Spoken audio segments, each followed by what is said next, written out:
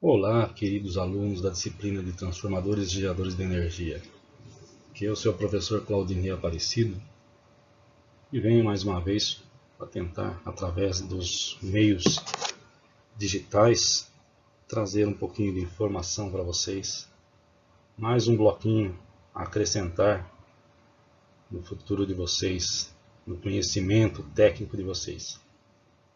Vamos começar mais uma aula, a aula de número 2. Vamos lá, pessoal? Vamos lá então. Transformadores e geradores de energia. Pessoal, em algumas matérias até parece que gera uma certa redundância. Parece estar falando da mesma coisa, mas de um certo modo é até proposital, para que grave, para que vocês conheçam. Para quem já está na área, para quem vive, convive, é bem prático para a gente. Nós conseguimos ter uma visão bem ampla do que é cada coisa e onde elas se encaixam. Então não fiquem aborrecidos muitas vezes por um professor até estar falando a mesma coisa que o outro falou. Isto vai servir para que vocês consigam assimilar mais e mais o conhecimento na matéria. Vamos então. Fundamentos da eletrostática. Pessoal, geralmente a gente frisa muito a eletrostática porque é a base de tudo, tá? Nasce de tudo. Se você não tiver uma noção do que é a eletrostática, você tem uma certa dificuldade de caminhar um pouquinho lá para frente. Eu vou estar lendo e vou estar acrescentando alguma coisa ao que está escrito. Geralmente eu procuro, vamos assim, textos bem práticos, bem diretos, né? Procuro evitar muito coisas que possam confundir vocês, ok? Porque o tempo é curto e vocês têm que aprender muito. Eletrostática, definição. Eletrostática é a área da física que abrange o estudo das cargas elétricas em repouso, frisando bem, em repouso. Os fenômenos eletrostáticos estudados por esta área do conhecimento surgem em decorrência da força de atração e repulsão que as cargas elétricas exercem umas sobre as outras. Mais um pouquinho para frente, eu vou estar especificando melhor a referência de cargas elétricas, porque é uma maneira de se falar sobre um fenômeno que a gente tem que saber separar ela. Aqui nós estamos falando de cargas estáticas, então nós vamos falar a nível de átomo, ok? Então, vamos lá. Agora eu falei sobre a eletrostática, agora eu vou falar de cargas elétricas, porque não tem como você falar de eletrostática se você não falar de cargas elétricas. A carga elétrica é uma propriedade das partículas elementares que compõem o átomo, sendo que a carga do próton é positiva e a do elétron negativa. Gente, o átomo, se a gente for estudar a nível de química e física, o átomo ele tem muito mais do que a gente vai estar falando aqui. Mas precisamos tá dando uma visão para vocês, para que vocês entendam como funciona a nível de átomo. Vocês entendendo como funciona a nível de átomo, fica mais prático vocês compreenderem a área de elétrica. Aqui nós temos a separação: prótons, elétrons e nêutrons. Normalmente nós falamos muito do átomo e dos elétrons. Não falamos tanto dos prótons e dos nêutrons. Mas aqui tem uma imagem que aproxima bastante e dá para vocês compreenderem como é a formação do átomo. Eu acredito que na gravação deve estar aparecendo o ponteiro do mouse. Tá? Caso não esteja aparecendo o ponteiro do mouse, eu vou estar comentando sobre a direção, posição, para que caso não apareça a ponteira do mouse, vocês saibam do que estou falando. Nós temos aqui prótons, os azuis, nêutron, os vermelhos. Então, ó, e depois nós temos os elétrons, os amarelos. Então, isso forma um núcleo, ok? Então, praticamente nós temos um núcleo formado de nêutrons e prótons. Os elétrons também faz parte dele, só que ele fica mais à margem, ele fica como se fosse um satélite do núcleo do átomo. Okay? Como se fosse também a Lua é o satélite da Terra. Tá? Então ela fica próxima da Terra, mas não toca o ponto central, que seria a Terra. Então, aqui seria praticamente o mesmo sistema. Tá? Então, nós temos aqui, localizam-se no núcleo do átomo e possuem cargas elétricas positivas, os prótons. Os elétrons ficam na eletrosfera. Tá? Eletrosfera a gente chama isso aqui, ó. Região ao redor do núcleo atômico e tem carga elétrica negativa. Tá? Nêutrons, também localizado no núcleo do átomo, não possui carga elétrica, como se fosse uma massa neutra. A unidade de grandeza da carga elétrica no Sistema Internacional de Unidades é o Coulomb, representado pela letra C, em homenagem a Charles Augustin Coulomb. As grandezas elétricas que nós temos no Sistema Internacional, praticamente, elas vêm do nome de quem identificou, de quem as descobriu. Né? Então, o Charles Augustin Coulomb foi o cara que conseguiu pela primeira vez identificar, né, e cientificamente registrar o fato, né, dessa carga, né, da unidade dessa grandeza, que é a carga elétrica. Todos os corpos são formados por cargas elétricas, porém, não é fácil perceber suas propriedades, pois a maioria dos corpos, quando estão eletricamente neutros, possuem mesma quantidade de prótons e elétrons. Um corpo pode ser eletrizado de duas formas. Tá. Antes de falar de como se eletriza um corpo, vocês veem aqui que ele está falando que quando um corpo ele está neutro, ele representa aqui entre prótons e elétrons, está equalizado. Então ele está neutro, tá? Então eletricamente neutro. Se ele não estivesse eletricamente neutro, ele teria uma diferença de potencial. Positiva, se possui muitos prótons que elétrons, mais prótons do que elétrons. E negativa, se possui mais elétrons do que prótons. Okay? Se elétron é negativo, se eu tiver mais elétrons, ele vai ser negativo. E se ele tiver mais prótons, ele vai ser positivo. Princípio da atração e repulsão das cargas elétricas. Cargas elétricas de mesmo sinal repelem-se e cargas de sinais contrários atraem-se. Gente, é uma norma, é uma lei, tá? Que a gente vai vivenciar tanto na eletricidade quanto na eletrônica. Então eu estou dizendo que, através dessa imagem que vocês têm aqui embaixo, o vermelho marcado com a letra mais vai dizer que são os prótons, seriam as cargas positivas. E essas cargas positivas, elas se repelem. Cargas negativas também, duas são negativas, se repelem. Agora, quando eu tenho uma positiva e uma negativa, se atraem.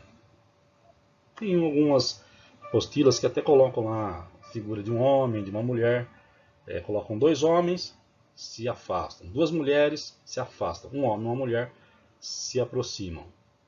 Embora que hoje isso aí está meio complicado, né?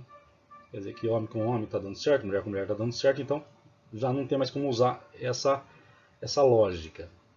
Então podemos dizer que hoje fica até meio difícil você fazer uma comparação. Só sabemos que cargas de mesma grandeza se repelem. Podemos usar o ímã. O ímã vocês têm duas polaridades, norte e sul. Se você pegar um ímã, você vai ver que de um lado, se você tentar aproximar ele, ele vai grudar um no outro. E se você inverter um deles, ele vai tentar se afastar. Nessa situação, ou eu vou estar colocando polo norte do ímã com o polo norte, ou polo sul com o polo sul. Aí eles não vão encostar, eles fogem um do outro. Agora, quando forem opostos, eles se atraem, eles se unem e se tornam um ímã só. Eletrização. Eletrização vem do verbo de eletrizar. Você vai eletrizar alguma coisa.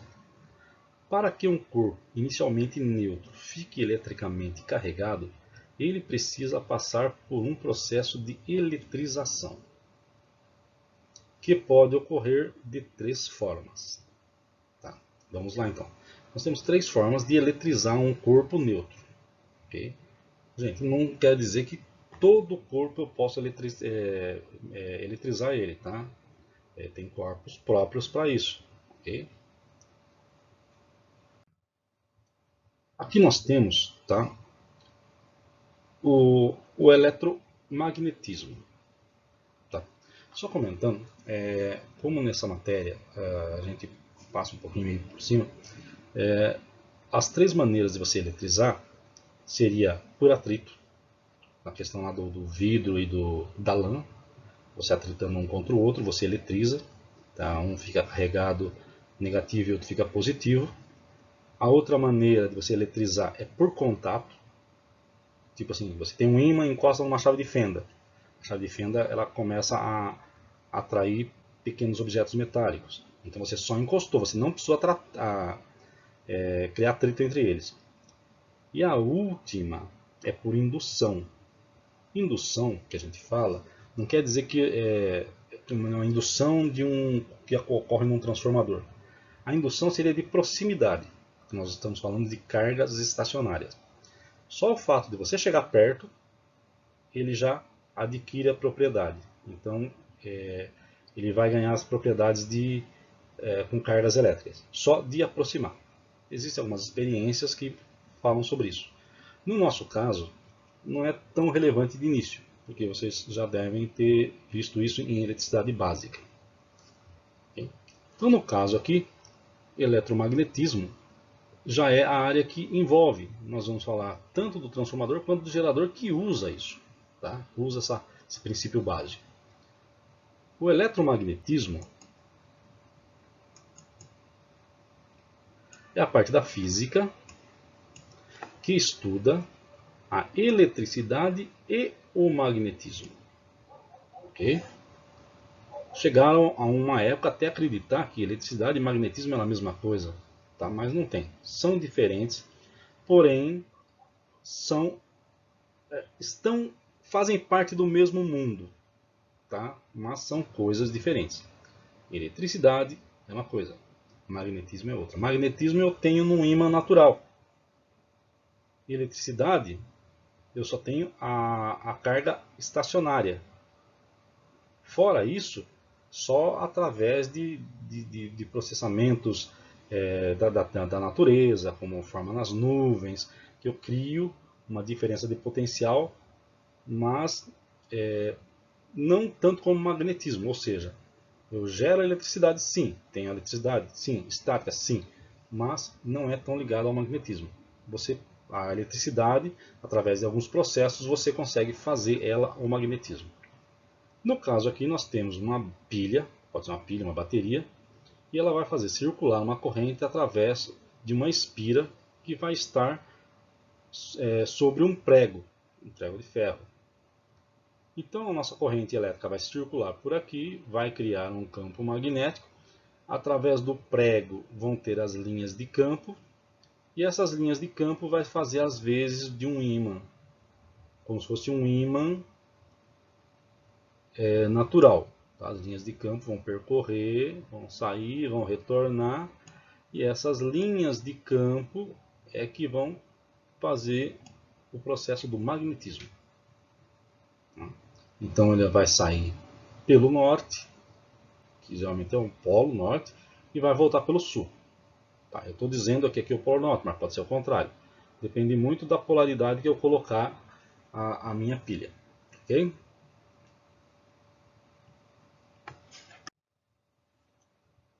Na próxima slide que nós estamos vendo, nós vamos falar sobre concentrar o campo magnético criado por uma bobina. Tá? Então, podemos concentrar esse campo magnético criado por uma bobina se no seu interior colocarmos um núcleo de material ferroso. Por exemplo, o ferro. Geralmente a gente fala ferro, mas a gente pode usar o ferro para uma experiência. Mas a nível técnico, já se usa o aço, que é o aço silício próprio, que são em chapas que são isoladas entre si. Ou ainda o ferrite. O ferrite é um material que ele tem essa propriedade e é muito usado. Geralmente é muito usado em indutores, não em transformadores. Esses materiais têm a propriedade de concentrar as linhas de força do campo magnético, conforme mostra a figura abaixo. A figura abaixo ficou um pouquinho pequena, mas talvez dá para a gente ter uma noção. Essa primeira imagem, ela mostra uma bobina e mostra algumas linhas que passam por dentro dessa espira. Vai estar circulando uma corrente aqui, igual estava circulando no prego, e ela vai concentrar o campo magnético por dentro da bobina. Então isso aí seria um campo magnético de um eletroímã. Aí nós temos a divisão, que voga entre bobina e indutores. Um indutor é uma simples bobina. A função dela é essa. Ela vai usar o eletromagnetismo, as linhas magnéticas, para criar uma função na circulação da corrente que vai passar por ela. Okay? Então nós temos aqui um sem núcleo, tá? É só a bobina. É só a bobina, você não tem nada interno. Você tem um núcleo, e esse núcleo, geralmente em eletrônica, talvez vocês já tenham visto, vocês têm aqui, como se fosse um ponto de uma chave de fenda. Ok? Bem aqui, Aqui nós temos essa questãozinha da regulagem. Então você regula, dentro dele vai ter um êmbolo, e através de uma chave de fenda você vai regular esse êmbolo, o quanto ele vai estar na bobina. Então você vai subir e descer ele. Se você descer totalmente, o núcleo vai estar inteiramente dentro da bobina. Se você puxar ele, você vai reduzir o ponto que esse núcleo vai estar. Então você vai, parte do fluxo magnético ele vai passar por dentro do núcleo e parte não. Praticamente você vai variar ele entre o sem núcleo e um com núcleo total. E aí nós temos a diferença. Você desenha como se fosse uma espira e você tem uma linha tracejada com uma seta que é o núcleo.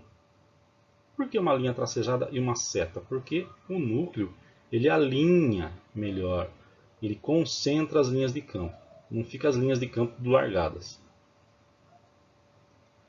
Aí nós temos o núcleo de ferrite. Tá? O núcleo de ferrite já é praticamente, ela já vem da bobina sem núcleo, indutor sem núcleo, só que aí ele tem um núcleo de ferrite. Então você centraliza, você acumula, você junta as linhas magnéticas. Só que nesse caso você não tem regulagem. No caso, aqui você tem a seta, aqui você não tem a seta. Núcleo de ferro doce. O ferro doce, gente, nós temos núcleos de ferro maciço, dependendo a composição do ferro, a gente chama ele de ferro doce. Ele é um ferro que ele se magnetiza a partir de um fluxo magnético que passa por dentro dele. Porém, a hora que cessa esse fluxo magnético, esse núcleo metálico ele não se torna um ímã. Tá? Agora, tem núcleos, dependendo do material, a composição dele, se você passar uma corrente elétrica, depois você tira essa corrente elétrica, ele mantém-se imantado. Tá? Então, nós temos, quando se chama de ferro doce, não é porque colocar açúcar nele, não. O ferro doce é um ferro que não imanta. Ele imanta sim enquanto passa energia. Mas você desligou a energia, ele volta a ser um pedaço de metal comum. Não fica com propriedades magnéticas. Tá? Aqui no caso nós temos um transformador. O transformador ele usa chapas de aço silício. Tá? Então, aqui nesse desenho, de certo modo, não estaria tão perfeito, né? Estaríamos usando uma palavra meio diferente, porque o ferro doce geralmente é maciço, mas a gente usa aqui chapas de aço silício, que são próprias para criar o melhor caminho para o fluxo magnético dentro de um transformador. A gente usa em motores, a gente usa em indutores, a gente usa tudo onde usa o fluxo magnético, a gente utiliza a chapa de aço silício. Bobinas. Descrição de bobinas e indutor. Pessoal, as bobinas, a gente quando fala de bobina, ela se refere a qualquer fio, condutor, elétrico enrolado em si mesma ou em volta de uma superfície também condutora. Aqui não é bem assim, gente. Aqui, ó, nós temos um fio enrolado sobre ela mesma, só que ela está enrolada sobre um núcleo de plástico. Aí sim, nós vamos colocar um núcleo de ferro doce, ou um núcleo de chapas de aço silício, normalmente é aço silício. Tá? Junta-se várias chapas e se prende elas, e entra aqui. Mas aqui é uma bobina de contator, gente. Aqui é uma bobina de contator, aqui é outra bobina de contator. São bobinas de contatores aqui. Tá? Então, geralmente, essa é uma bobina. Ah, mas eu tenho um acionador magnético. Ele atrai um êmbolo. Ele é uma bobina. O indutor, as bobinas são separadas. Eu vou mais à frente, tá, no próximo slide, já vai mostrar o que é um indutor. Ah, mas eu tenho indução aí? Tem. Mas nesse caso específico a gente fala que são bobinas. E essa está bem prática. Ó. Essa daqui ó, dá até para você ver os fios isolados, né? Então a gente chama fios envernizados, com os verniz próprios. Então ele fica um sobre o outro, mas eles estão isolados. Aqui ó, é a mesma coisa daqui, só que nesse caso aqui você tem uma proteção externa. Nesse caso aqui foi retirada. E aqui também. Tá aqui, né, ó, os fios enrolados, uma bobina de plástico, porém depois vai o núcleo aqui dentro. Quando for acionada, ela vai criar um campo magnético que vai atrair o êmbolo, que é o que acontece nos contatores. Então, bobinas, falou de bobina, é uma bobina enrolada sim, mas ela vai ser usada para atrair alguma coisa. Então, ela vai transformar o magnetismo em uma função mecânica. Vai atrair alguma coisa, vai fazer a movimentação de alguma coisa. Vai criar uma ação. Caímos para o indutor. O indutor, gente, geralmente ele é montado em eletrônica. Tá? Existem indutores maiores? Até existem, gente. Em entradas de subestações geralmente se usa um indutor. Mas aqui, ó, nós temos um aqui. Esse daqui ó, é aquele que a gente viu lá, que é o núcleo móvel. Aqui nós temos um núcleo de ferrite, só que é um núcleo redondo e reto. E aqui nós temos um núcleo de ferrite que a gente chama de toroide, que é um sistema toroidal. Até os transformadores agora já estão saindo nesse sistema que eles dizem que tem uma eficiência muito maior. Okay? Ele é mais trabalhoso para se fazer, mas com a tecnologia dá-se jeito para tudo. Então, bobina, ela vai transformar alguma função mecânica? Não. Ela vai ela vai ser usada para filtros em eletrônica, né? Filtros de frequência, rádio, normalmente usa bobinas. Se você desmontar um rádio, você vai ver que vai ter um indutor lá dentro, ok? Então, essa é a função dos indutores. São bobinas? São, mas as funções são diferentes. Então, lá chamamos bobina, ela transforma energia elétrica em campo magnético, em fluxo magnético, que vai gerar um movimento. Aqui no nosso caso não. Ela vai também fazer a mesma coisa, porém, toda essa função elétrica, magnética, é em função da corrente que passa por dentro desses fios que fazem parte do nosso circuito, do nosso indutor. linhas de campo em núcleo de ferro, chapa de aço silício. Pessoal, aqui nós temos, eu encontrei um desenho muito legal na internet, tá? Até citei aqui. Todas as imagens, né, a gente usa muito o Google, praticamente todas as minhas imagens são coletadas no Google, porque a gente encontra uma variedade muito grande, tá? E prático para a gente estar explicando a vocês. Nessa daqui, tá? Nós temos uma montagem, tá, de duas bobinas, como sendo um transformador. Já normalmente um transformador ele enrola-se o primário e o secundário no mesmo corpo. Então eu enrolo o primário, depois enrolo o secundário, fica na mesma bobina. Tá? Nesse caso foi separado, então eu teria o meu primário de um lado e o meu secundário do outro. E um núcleo em O, tá? Para mostrar mais fácil a situação. Aqui em cima, o que eu tenho? Eu tenho um núcleo de ar. Olha, eu tenho as duas bobinas separadas. Então eu vou ter fluxo magnético aqui, mas também eu vou ter fluxo magnético aqui, ó. Eu vou ter para todos os lados. Então, eu vou ter perdas grandes aqui. Então, núcleo de ar, campo magnético disperso, pequena tensão induzida. Ele vai induzir pouca tensão aqui, porque são poucas linhas de campo que vão passar por aqui. Tá? Então, daqui, ó. Então, nós temos as bobinas separadas, tá? Aqui mostra o que seria, vamos dizer assim, um núcleo, tá? Aqui sem núcleo, aqui com núcleo. Tá? Então, com núcleo de ferro, campo magnético sem dispersão, maior tensão induzida. O meu fluxo magnético, ó, ele vai ficar concentrado aqui. Ó. Se ele tem um melhor caminho para cá, por que ele vai fazer a volta aqui para fora? Aqui, ó.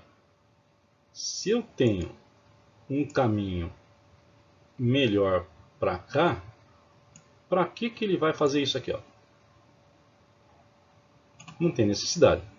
Então ele centraliza. É por isso que o núcleo é sempre utilizado.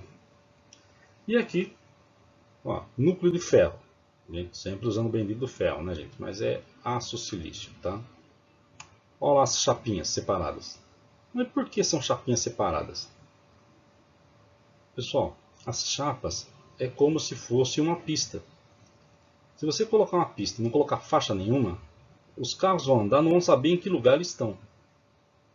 A faixa aqui, as lâminas, elas vão forçar com que os fluxos magnéticos eles andem, cada um, em uma chapa. Então eles vão centralizar esse fluxo magnético. Centralizando, eu vou ter a maior concentração das minhas linhas magnéticas aqui dentro. Tá? Elas não vão ficar indo para lá, voltando para cá, indo para lá, voltando para cá, indo para lá, voltando para cá. Elas vão procurar o melhor caminho. Qual que é o melhor caminho? Como elas são chapas de aço silício e elas estão isoladas, então ela vai pegar uma linha aqui e vai seguir. Então, para isso é a função das nossas chapas de aço silício e por isso que é usado até hoje. Relutância magnética. Pode-se imaginar como uma analogia em circuitos magnéticos à resistência de um circuito elétrico. Um circuito elétrico é o seguinte: eu tenho um chuveiro elétrico. Se a minha resistência do chuveiro não oferecesse uma resistência à passagem da corrente elétrica, o chuveiro não ia esquentar. Porque na hora que eu tenho, que nem aqui vocês estão vendo, ó, alinhado, alinhado, alinhado. Então, se eu tivesse só alinhamentos, eu não teria aquecimento. O meu aquecimento gera por quê? Porque eu vou ter alguns elétrons que vão caminhar para lados diferentes. Por quê? Porque ele encontrou resistência. O que seria uma resistência? Igual uma estrada. Eu tenho uma estrada nova, bonitinha, recém-asfaltada. Eu não tenho dificuldade nenhuma. Meu carro anda bonitinho, nem ruído tem. Eu posso dar lá 100, 110, 120, 130, só que eu não posso porque tem os limites da estrada. Mas eu posso. O carrinho vai andar tranquilo. Agora, eu comparar ela com uma estrada cheia de buraco, cheia de pedágio, eu vou ter resistência. A resistência aumenta o meu tempo de viagem. No caso aqui, A resistência num condutor, ela gera calor. Na resistência do chuveiro, a resistência se aquece e aquece a água. Neste caso aqui, a relutância magnética, ela não é física. Ela vai estar na chapa de aço silício, vai estar no núcleo de ar, que nem já falamos lá atrás. O núcleo de ar vai dispersar as linhas de campo, então se torna uma dificuldade. Tá? Não vamos passar por aqui. Passou por aqui, atravessou bonitinho, tá lindo. É minha chapa de aço silício funcionando. A partir do momento que o meu fluxo magnético começar a fazer voltas, eu perco. Se eu coloco 50 linhas de fluxo magnético e só me chega 20 aqui, o resto eu perdi. Ok? Então isso é relutância. Relutância foi alguém que identificou isso e deu esse nome. Mas se você falar resistência magnética, resistência ao fluxo magnético, você também vai estar falando a mesma coisa. Compreendidos? Pessoal, eu fiz uma correção, tá? Nossa, eu tinha errado esse meu slide aqui, tá? Eu fiz uma correção, estou tentando fazer uma correção, tá? Se sair alguma coisa errada aí, me perdoem. Vamos falar de fluxo magnético e geração de corrente elétrica. Quando temos uma variação de fluxo magnético no interior de uma bobina, é gerado na citada bobina uma corrente elétrica diretamente proporcional ao fluxo magnético. O que significa? Gente, infelizmente o desenho ficou pequeno, mas aqui seria um ímã. Tá? Eu teria esse ímã num modo de vai e vem, tá? Direcionado ele a uma bobina elétrica. Tá? Pode ser uma bobina elétrica, pode ser até um anel metálico. Tá? Nesse movimento de ida e vinda do meu ímã, o que eu vou ter? Eu vou ter uma geração de fluxo magnético aqui. Tá? Então o que vai acontecer? Ó? A hora que eu estiver avançando com o meu ímã, o que vai acontecer nessa minha bobina aqui? Ela vai criar uma corrente elétrica, tá aqui no caso que está anti-horário, e por gerar essa corrente elétrica, ela vai ter o seu próprio campo magnético. Esse campo magnético ele vai se opor ao campo do ímã. Tá? Então aqui foi desenhado externamente, tá? Para vocês terem uma noção. Porém aqui isso aí acontece. Na hora que eu avançar esse meu núcleo, tá? Norte aqui, sul atrás, ele vai gerar uma corrente nessa minha espira. Essa minha espira, através dessa corrente gerada aqui, ela vai criar um campo magnético contrário. Tá? Então ela vai exercer uma força de repulsão à aproximação do meu ímã. Quando eu retornar com ele, o que vai acontecer? Essa corrente ela vai girar o sentido contrário. Girando no sentido contrário, o meu fluxo magnético, que nesse caso era saindo em direção ao meu ímã, ele vai estar indo ao oposto do meu ímã.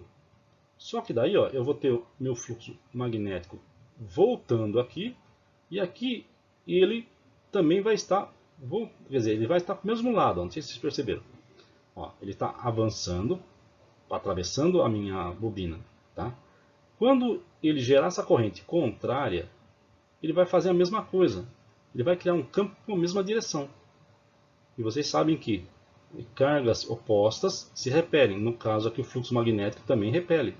Então quando eu estiver puxando o ímã, essa minha espira aqui, ela vai criar o seu próprio campo que vai fazer com que ela tente segurar o movimento de fuga do ímã. Tá? Essa, gente, é o que a gente fala aqui, não se gera nada, se transforma. Então você precisou de um esforço mecânico aqui para você fazer esse movimento de vai e vem, tá? Para você gerar energia aqui. É o mesmo que acontece na hidrelétrica, gente. Você precisa de muita água, bastante peso para você gerar a turbina. Os eólicos, para ver o tamanho daquelas pás, para ter força para gerar, porque conforme ela começa a gerar, nas bobinas lá dentro do gerador, cria-se um campo contrário. Então ele tenta frear a rotação das hélices. Então é assim que é gerada a energia. Ok? Peço desculpas, tá, pessoal, por ter tido essa correção aí, tá? Para não ter que regravar o vídeo completo. Aqui nós temos as nossas questões, tá, de fixação, relacionadas a tudo que vocês viram lá. Tá? No caso que eu falei por último agora, você pode considerar a mesma coisa que você está energizando uma espira com corrente alternada. Como na nossa corrente alternada, a hora ela está indo para um lado, a hora ela está indo para o outro, ela vai fazer a mesma função. Tá? E aqui eu estou perguntando o que acontece com o fluxo magnético quando eu tenho uma corrente alternada circulando por ela. Se ora a minha corrente vai para um lado e ora ela vai para o outro, o que vai acontecer com o meu fluxo magnético? Está na cara, né? Mas vamos lá. Descreva a eletrostática. Joinha, tranquilo, falando lá embaixo. O que vem a ser eletromagnetismo? Fácil também. O próprio nome fala. Qual a função de um núcleo ferroso no interior de uma bobina? Também comentei sobre isso. Ele tem uma função. Sem ele funciona? Funciona, mas não daquele jeito. Descreva um indutor. Falamos também sobre bobina e indutor. São semelhantes, mas são diferentes. Cada um tem a sua função. E qual a principal característica de uma relutância magnética? Característica. O que ela faz? Ela não faz nada? Ela dá cor? Ela esquenta? O que ela faz? Ok? E o último, eu comentei no início. Pessoal, agradeço pela atenção. Tá? E logo estaremos juntos aí para poder estar tirando todas as dúvidas e explicando de maneiras diferentes, caso seja necessário para a compreensão dos mesmos. Agradeço a atenção de todos e até a próxima aula.